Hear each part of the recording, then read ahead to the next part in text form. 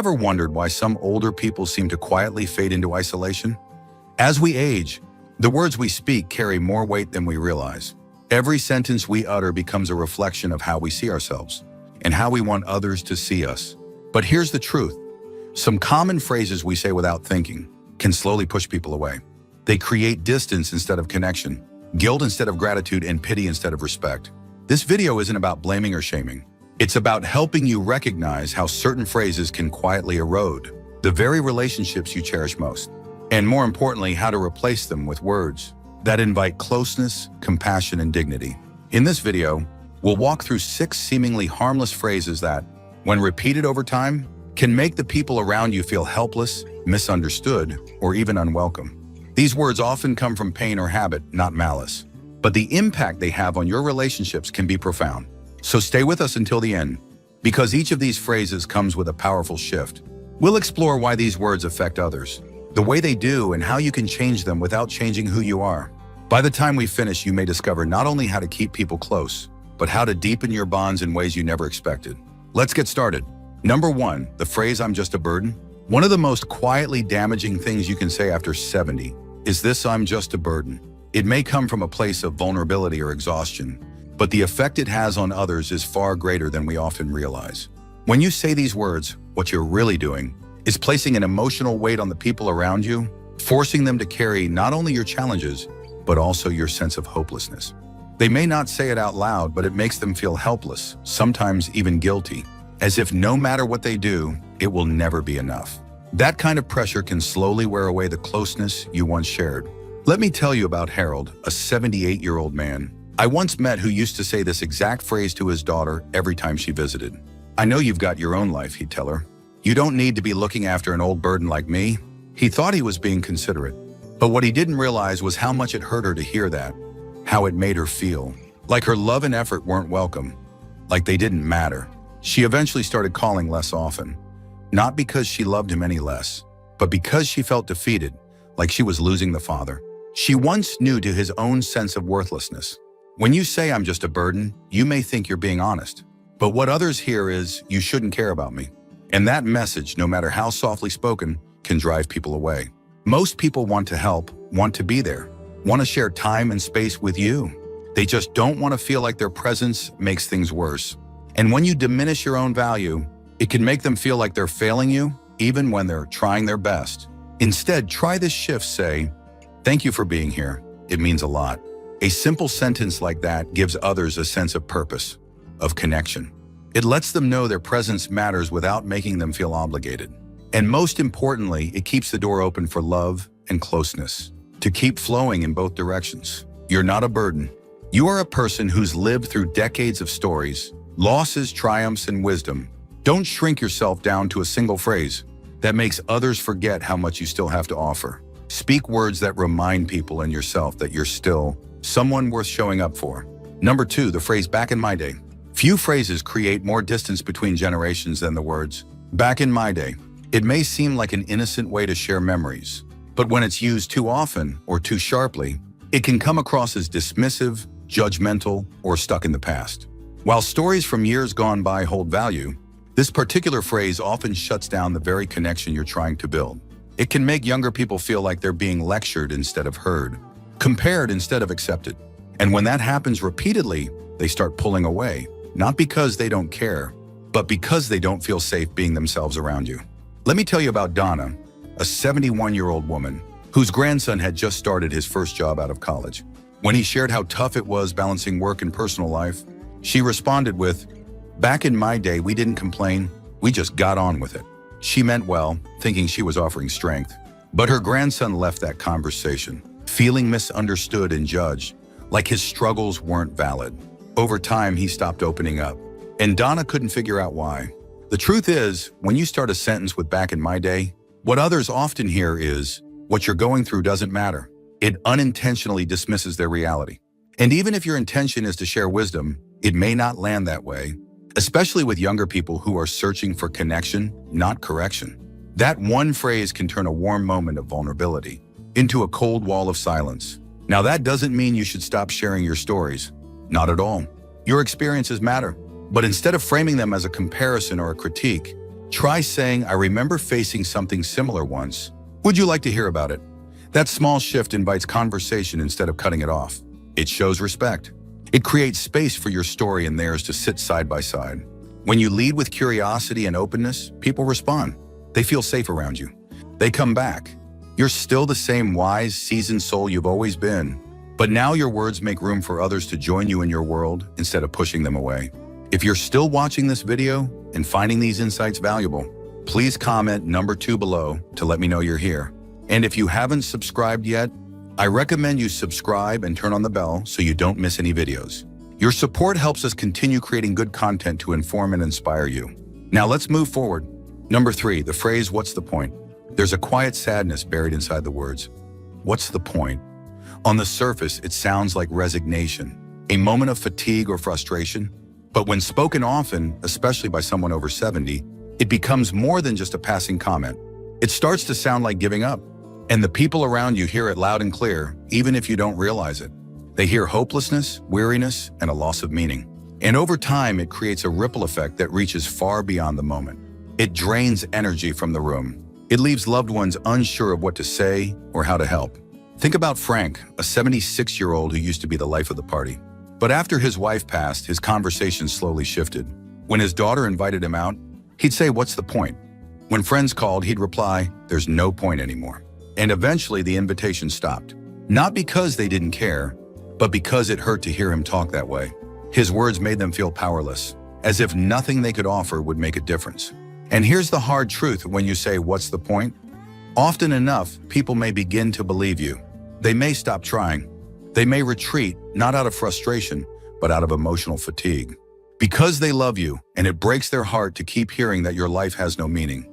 But the truth is, there's always a point. Even if the world has changed, even if your routines are different, your roles have shifted, your energy has lessened, there's still meaning in your words, in your presence, in the quiet ways you show up. The key is to remember that your value doesn't come from what you do. It comes from who you are and the stories only you can tell. So instead of saying, what's the point? Try asking, what would bring me a little joy today? That one question can change the entire shape of your day. It opens the door to small actions, tiny sparks of purpose. And those small sparks, when shared, can reignite the connection between you and those who care about you most. People want to be around someone who is still curious, still reaching, still present. Not because you need to be cheerful all the time, but because hope, even in small doses, draws people in. It reminds them that their effort matters, that their presence is welcome, and that they're not alone in wanting to keep the light on. Don't underestimate the power of a question. Don't let this phrase define your days. There is always a point, and sometimes it begins with changing just a few words. Number 4, the phrase you wouldn't understand. There's a certain sting in the words you wouldn't understand. At first glance, it may seem like a harmless defense, a way of protecting yourself from judgment or avoiding a difficult explanation. But over time, this phrase becomes a barrier, a kind of emotional wall that keeps others at arm's length.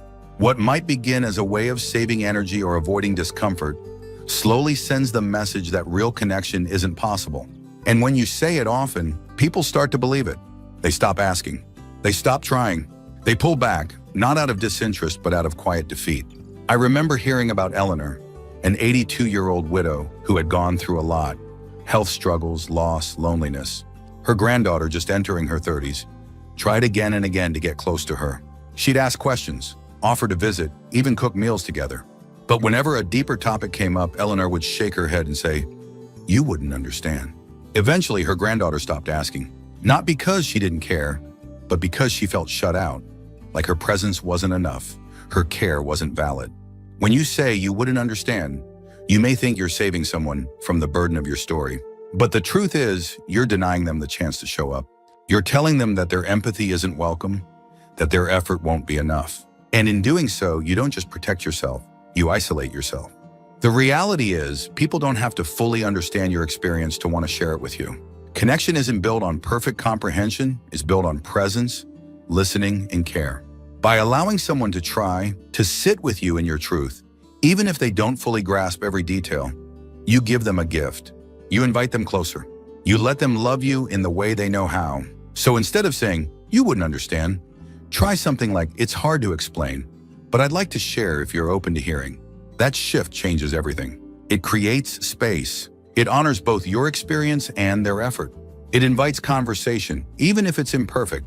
People want to be included in your world. They want to help you carry the emotional weight, not take it from you, but carry it with you. Don't push them away before they even have the chance to step in. Let them try.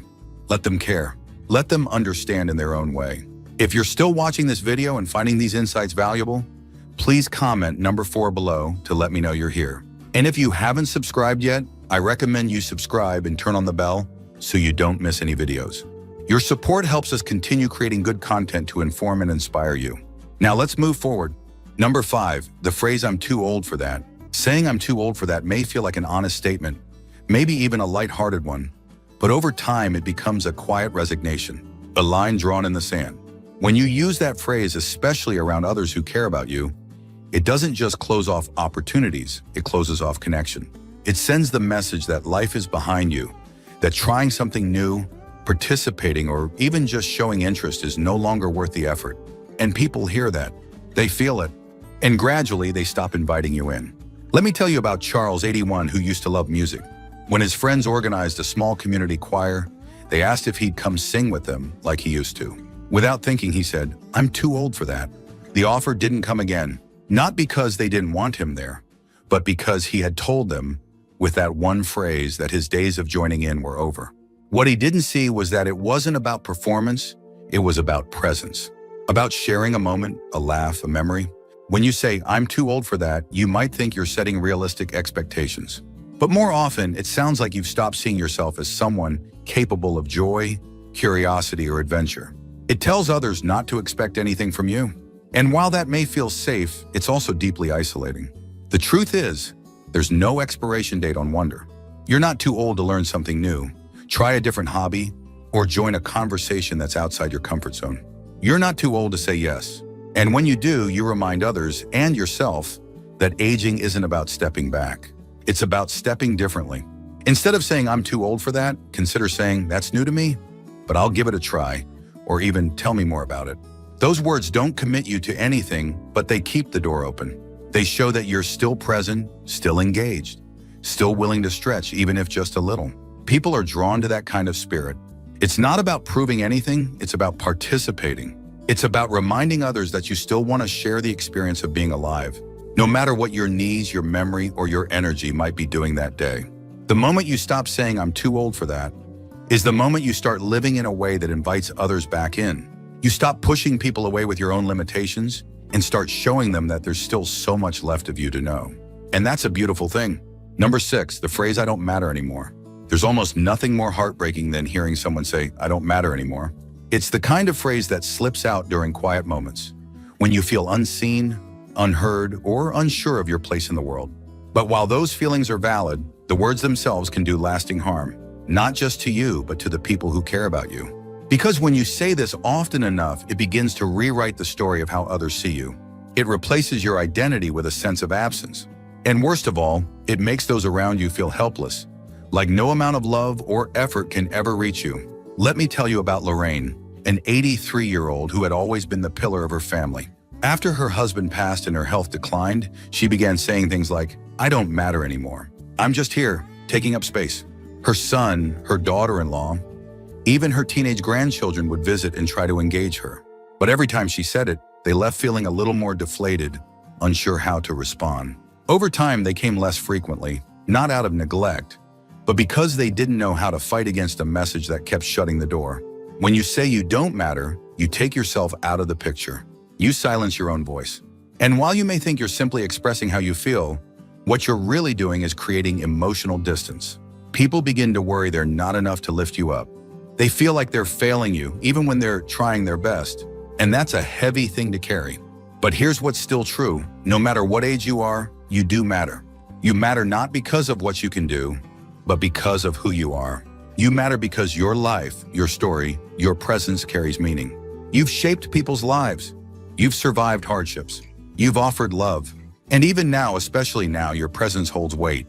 Instead of saying, "I don't matter anymore," try saying, "Sometimes I feel invisible, but I want to feel connected." That shift is honest. It's real. But it also invites others in. It gives them a way to meet you where you are, instead of being shut out. It creates space for kindness to land, for love to reach you. You are not invisible. You are not irrelevant. And even in your quietest seasons, you hold a light that others still look for. Don't dim it with words that erase your own worth. Speak with honesty, yes, but also with hope. Because your voice, your presence, your story still matters more than you know. If you're still watching this video and finding these insights valuable, please comment number 6 below to let me know you're here. And if you haven't subscribed yet, I recommend you subscribe and turn on the bell so you don't miss any videos. Your support helps us continue creating good content to inform and inspire you. Now let's move forward. Final thoughts. As we wrap up this video, I want you to take a moment and really reflect on the words we've covered today. Not just the 6 phrases themselves, but the reasons behind them, the habits, the fears, the quiet ways we sometimes disconnect without realizing it. Maybe 1 or 2 of these phrases hit close to home. Maybe all 6 did. But whatever the case may be, this isn't about guilt. It's about awareness. It's about realizing that the words we use, even the softest ones, carry power. They shape the way others see us. And more importantly, they shape the way we allow others to love us. You might not be able to change the past, or how often you've said something like, "I'm just a burden," or "What's the point?" But you can change the next moment, the next conversation, the next chance you have to let someone in. That's what matters most. Your words can invite people closer, or they can quietly push them away. And you, my friend, still have a say in which direction things go. So here's my challenge for you. Pick one of these phrases and make the decision to let it go. Replace it with something that leaves the door open. Something that shows others you're still here, still willing, still worthy of connection. Because you are. And no matter your age, your health, or your circumstances, the way you speak about yourself influences how the world responds to you. Thank you for joining us today. We'd love to hear from you. Leave a comment below and share one thing you learned today and how you plan to use it in your life. Your thoughts are important to us, so don't hesitate to share them. Reading your comments gives us great motivation and encouragement. If you enjoyed this video and found it helpful, please like, subscribe, and share. Your support helps us continue creating good content to inform and inspire you. Thanks for watching, and we look forward to seeing you in the next video.